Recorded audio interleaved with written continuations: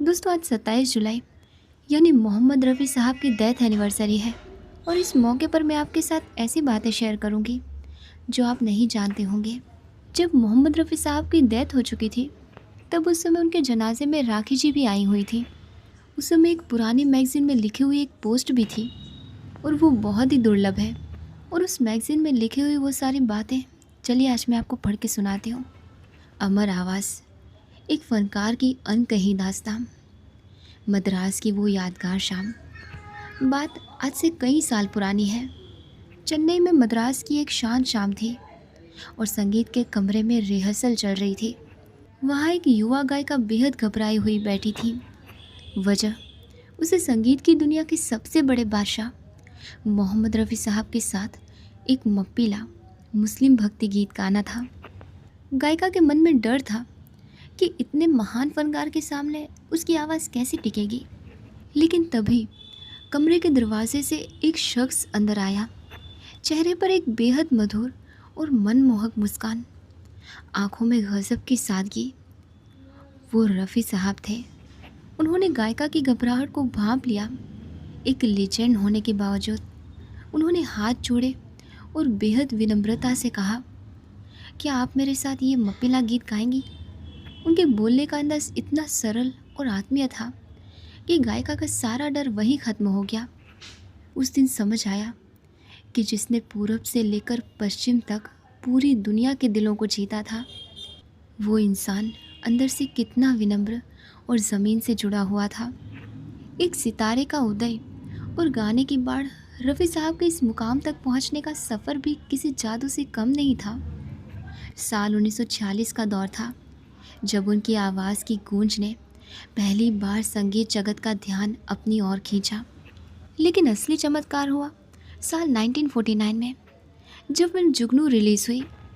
इस फिल्म में महान गायिका नूरजहां के साथ उनकी आवाज़ ने ऐसा समा बांधा कि रफ़ी साहब रातों रात चोटी के गायकों की कतार में आ खड़े हुए।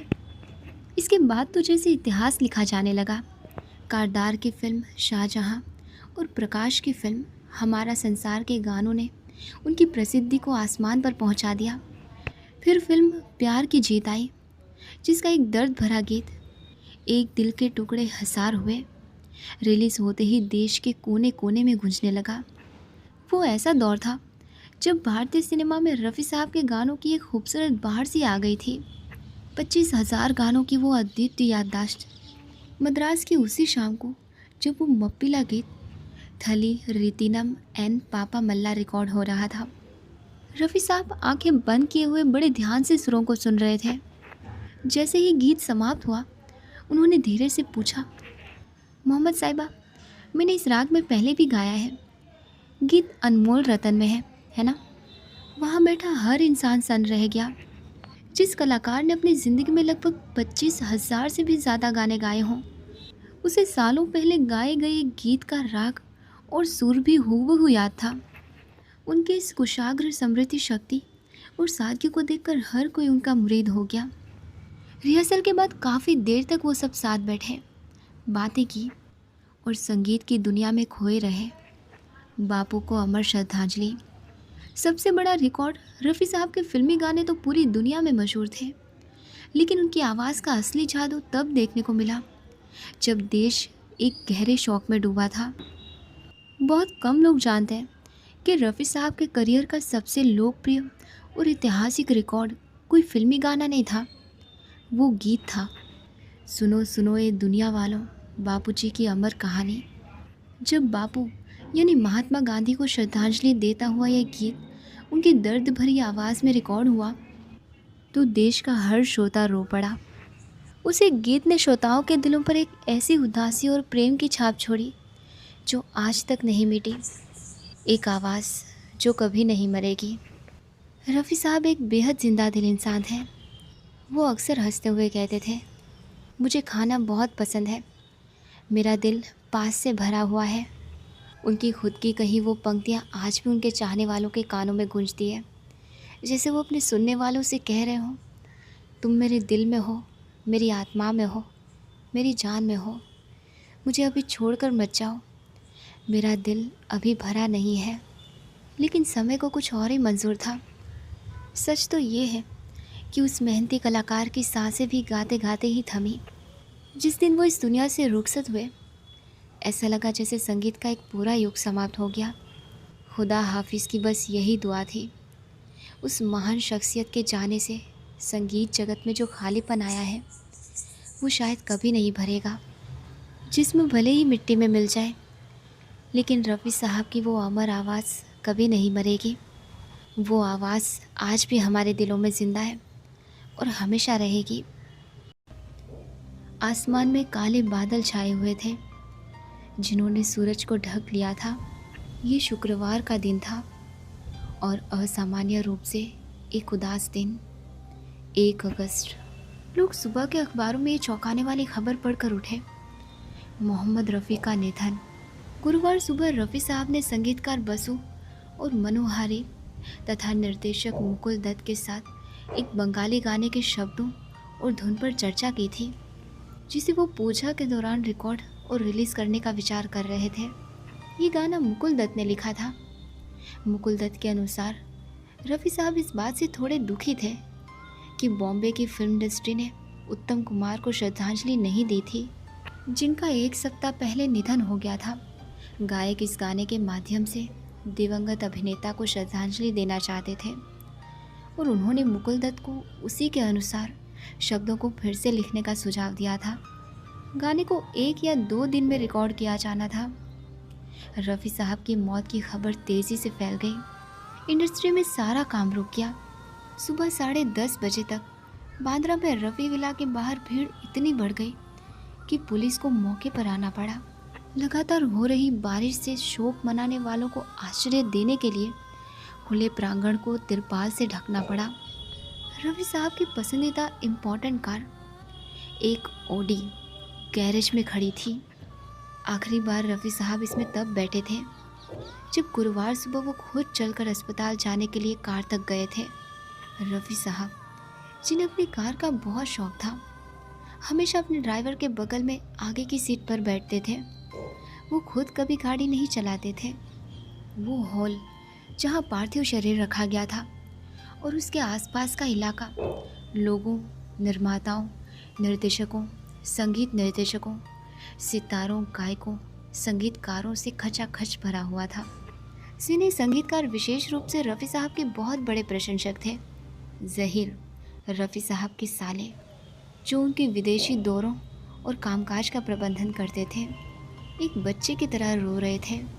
किशोर कुमार अपने बेटे अमित के साथ आए और गालों पर लुढ़कते आंसुओं के साथ पार्थिव शरीर के पास बैठ गए। तलत महमूद घुटनों के बल बैठे और उन्होंने रफ़ी साहब के गाल को चुमा। सुलक्षणा पंडित, जो कुछ मौक़ों पर रफ़ी साहब के साथ उनके विदेशी कॉन्सर्ट टूर पर गई थीं, फूट फूट कर रो रही थीं।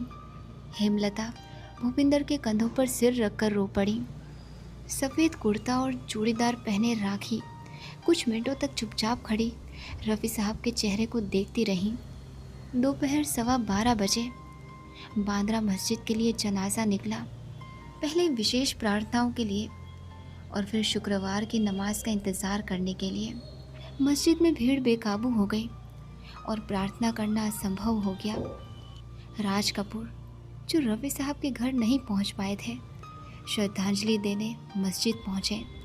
मस्जिद से वो जुहू स्थित कब्रिस्तान गए। अस्वस्थ चल रहे दिलीप कुमार मस्जिद तक आए और ताबूत के साथ कब्रिस्तान तक गए। कब्रिस्तान में पुलिस ने सितारों की एक झलक पाने के लिए हज़ारों की संख्या में जमा हुए प्रशंसकों को रोकने की बहुत कोशिश की, लेकिन सफल नहीं हुई।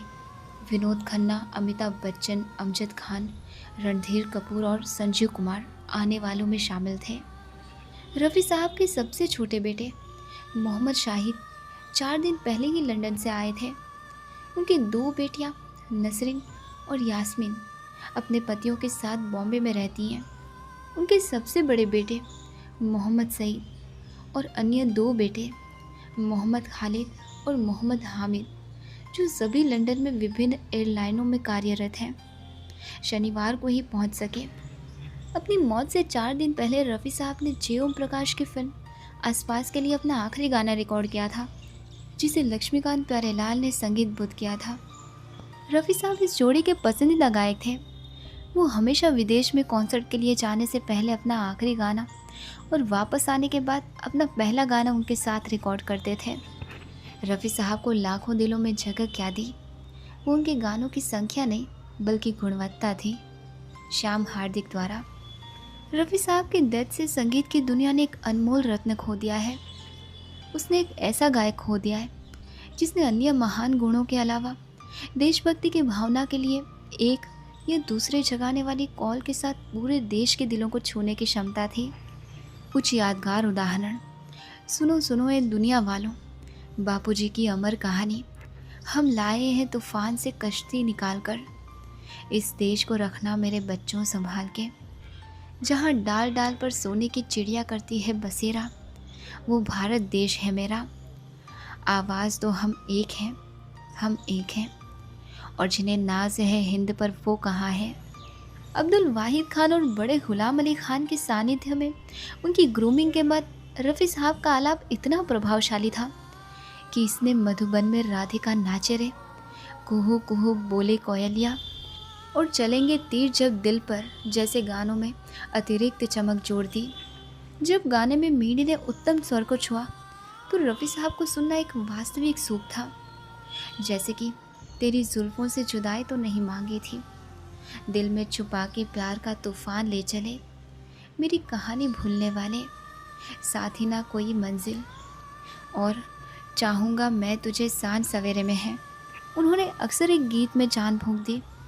गीत और धुन को वो सब कुछ लिया जिसकी एक गायक से उम्मीद की जाती है। जैसे मोहब्बत ज़िंदा रहती है, मोहब्बत मर नहीं सकती मैं।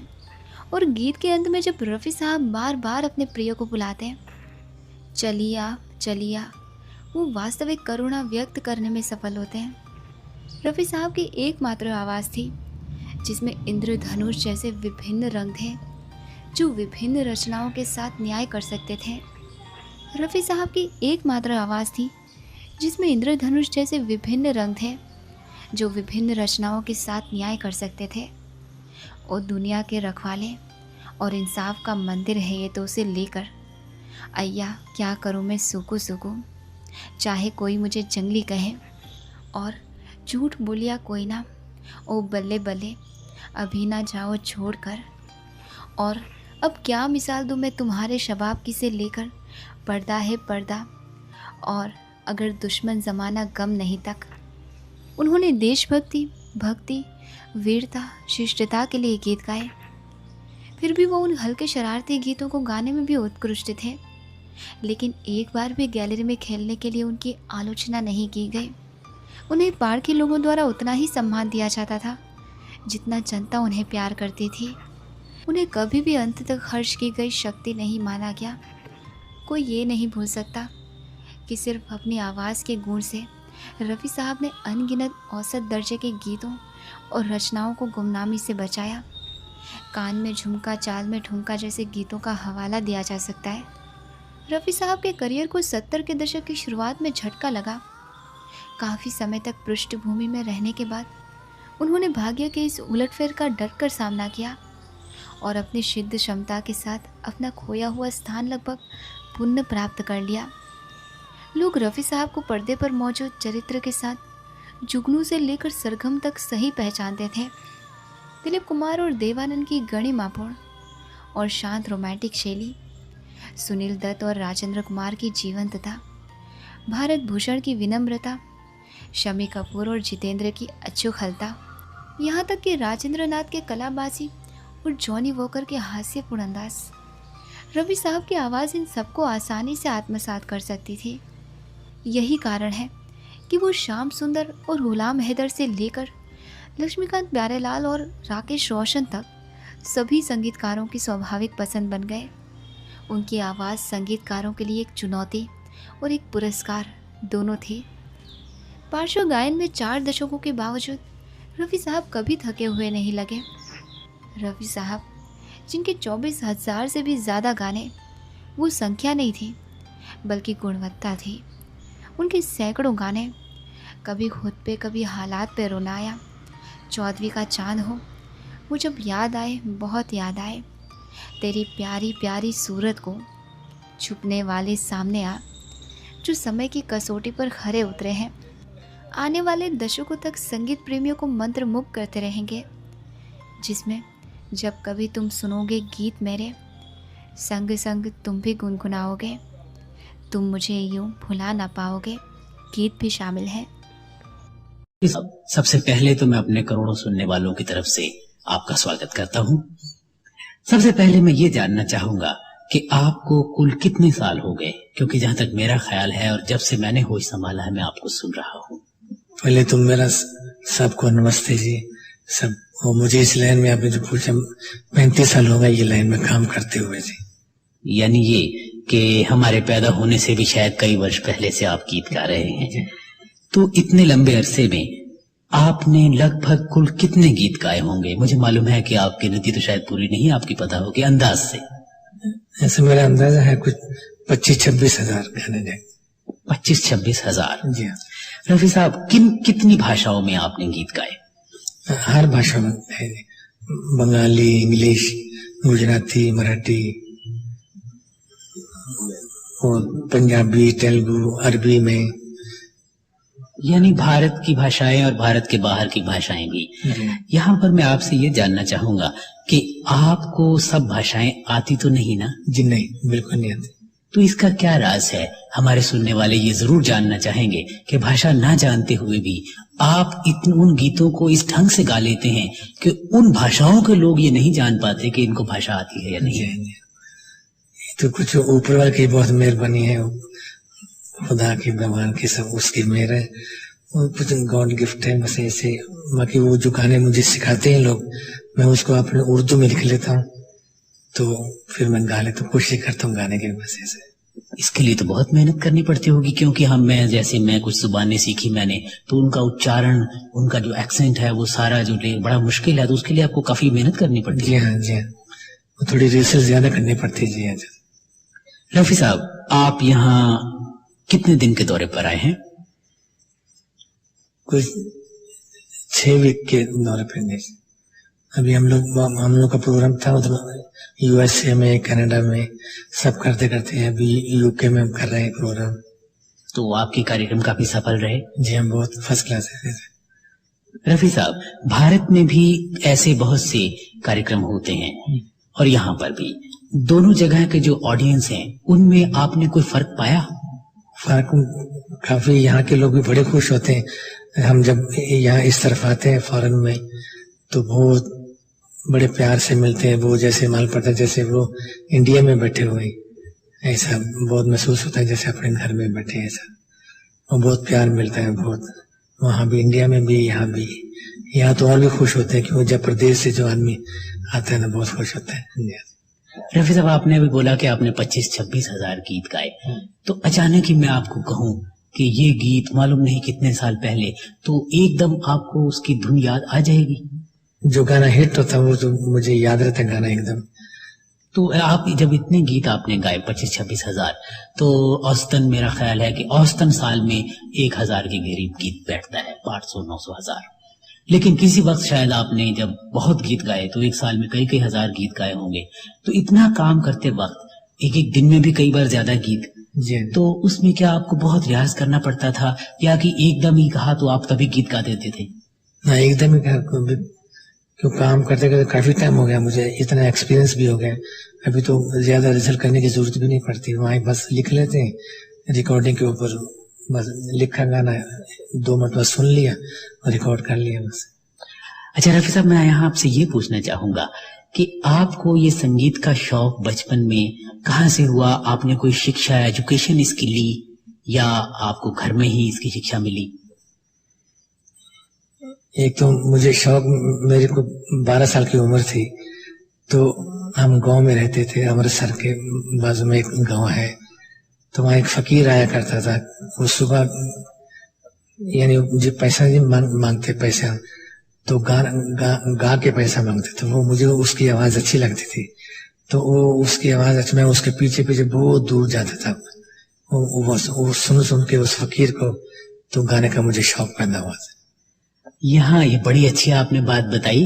आप ये बताइए कि उस वक्त किस गायक कलाकार ने आपको बहुत मुतासिर किया? ये नहीं, जैसे मैं आपके गीत सुनता, मुझे बड़े अच्छे लगते थे बचपन में। तो आपको बचपन में कोई ऐसा गायक जिसने आपको बहुत ही आप पर इन्फ्लुएंस, प्रभाव डाला हो? उस टाइम पे ये गाने बजा करते थे साहिल साहब के, ऐसे उस टाइम पे विद्यानाथ सेठ होते थे। तो ये इन लोगों के रिकॉर्ड, पंकज मलिक, इनके रिकॉर्ड सुन के मुझे बहुत अच्छे लगते थे ये से। लेकिन आपने कोई औपचारिक शिक्षा, कोई एजुकेशन ऐसे कॉलेज में, स्कूल में संगीत की नहीं ली? जी नहीं, गांव में छोटा सा स्कूल था, बस उसमें वैसे 1-2 जमात पढ़ी, बस ज्यादा गाने का शौक था बस।